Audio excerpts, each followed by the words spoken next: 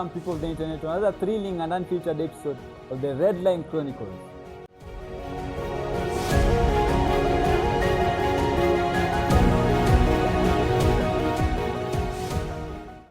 Today we are not talking about speed, we are talking about the iron will of a man who looked at a life-altering tragedy in the eye and simply said, "Not today."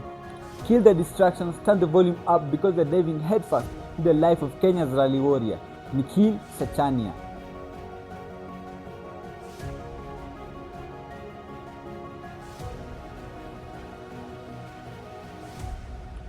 Wase wengi hucheki wheelchair and think of limitations. They see a life slowed down. But in the heart of Kenya, there's a man who moves faster than most people dare to dream.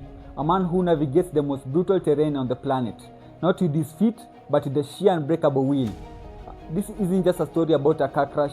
This is the story of Nikhil Sachania, a man who proved that while a spine can break, a legacy cannot. To understand Nikhil, you must understand the soil he was born into. In Nairobi, the Safari Rally isn't just a race, it's a national religion. Nikhil grew up in the 90s, the golden era of rallying. His father Kiran Sachania was a legend in the local circuit. Imagine kwa mtoi, the smell of high-octane fuel filling your lungs before you even knew how to ride a bike. Nikhil didn't play with cars, he lived in a real garage. He watched his father strip down engines and rebuild them. He learned that every bolt, every gear and every drop of oil had a purpose. By the time he was a teenager, Nikhil wasn't just a fan, he was a student of speed.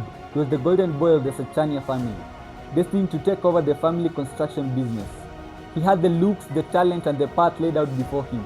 But in the world of motorsports, the path can vanish in a heartbeat. In 2011, Nikhil headed out for a routine test run. He thought he was going for a 10-minute ride. He didn't know he wouldn't start again for the rest of his life. September 2011 at the river, the terrain is a graveyard of volcanic rock and treacherous dust. He was flying, the wind was hitting the helmet at 80 kilometers per hour, and then silence. He hit a rock, not a boulder, just a rock, hidden by the shadows of the afternoon sun. The bike flipped. Nikhil was launched into the air like a rag. When he hit the ground, there was no explosion, there was no cinematic fireball. Nikhil tried to get up. He told his brain, "Get up, let's check the bike." But his legs didn't hear him. He looked down, his legs were there, but the connection was gone. He suffered a T67 spinal cord injury. In that 1 second, the golden boy was gone, the athlete was gone, the driver was gone, or so the doctors said. The weeks that followed were blouse sterile hospital rooms in Nairobi and specialized clinics in India. The diagnosis was final: permanent paralysis from the waist down. Imagine being 22 and everything that defined you, your mobility, your speed, is stripped away. Friends visited with pity in their eyes.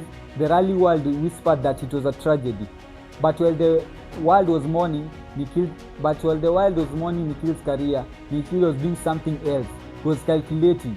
While laying in the hospital bed, Nikhil asked his father a question that made the doctors stop in their tracks. He didn't ask if he would walk again. He asked, "How do you fix the car so I will drive without my legs?" Most people that sold the cars, they would have moved into an office and lived a safe life. But the Sachanias are builders. Nikhil went back to the garage, this time in a wheelchair. He looked at his Mitsubishi Evolution X, not as a reminder of what he lost, but as a puzzle to be solved. He needed a way to brake, accelerate and shift gears using only his hands. They designed a custom push-pull lever system: pull back to spin forward, push forward to slam the brakes. It sounds simple, but at 150 kilometers per hour through a forest, it's a dance of death. One wrong move, one cramp with the hand, and it's over. His first time in the driver's seat was a secret. He had to prove himself that he wasn't a liability. When he pulled the lever and felt the G-force spin him to his seat, Nikhil realized that he didn't need his legs to feel alive, he just needed the engine. But the FIA, the governing body of racing, doesn't just let anyone modify a car onto the track. He had to prove he could escape a burning car in under 15 seconds. Think about that. A man with no use of legs exiting a roll-caged rally car in 15 seconds. He did it in 12. Now the paraplegic driver wasn't just a story in the garage anymore. He was entering the WRC Safari Rally, the most grueling race on the planet. But could a man with hand control survive the Sleeping Warrior stage, where even the world's best able-bodied drivers fail?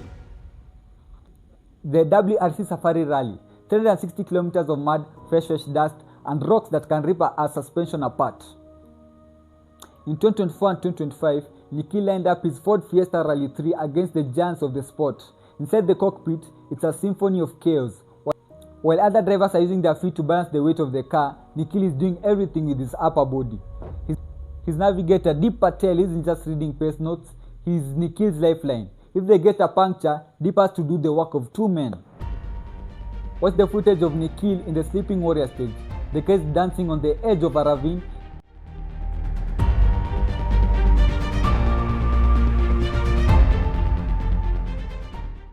He's navigating the deep routes that will flip a normal SUV. He isn't asking for a disabled category trophy, he's competing for the overall win. And then the moment of glory. Nikhil Sachania crosses the finish line. He doesn't just win, he wins the ARC3 category. He becomes a champion in the very sport that took his legs. He stands on the podium, not on his feet, but on the roof of his car, hosted by his team, a king of the dust.